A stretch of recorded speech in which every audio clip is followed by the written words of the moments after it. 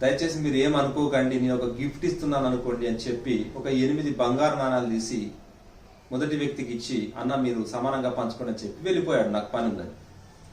మొదటి వ్యక్తి అన్నాడు కదా, బ్రదర్ నేను 5 రొట్టెలు తెచ్చాను, నువ్వు 3 రొట్టెలు తెచ్చావు, కాబట్టి నేను 5 నాణాలు తీసుకుంటాను, బంగారు నాణాలు, మీరు 3 తీసుకోండి అన్నాడు.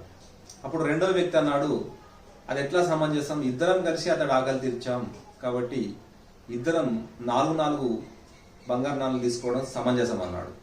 అప్పుడు మొదటి వ్యక్తి లేదు లేదు నేను ఎక్కువ ఇచ్చాను కాబట్టి నేను ఎక్కువ తీసుకోవడం సమంజసం, మీరు న్యాయం ఆలోచించండి అన్నాడు. అప్పుడు రెండవ వ్యక్తి ఒప్పుకోలేదు. ఇద్దరు కలిసి ఆ అడవికి పక్కనే ఉన్నటువంటి గ్రామంలో గ్రామాధికారి అయినటువంటి మర్యాద రామన్న గారి దగ్గరికి వెళ్ళారు.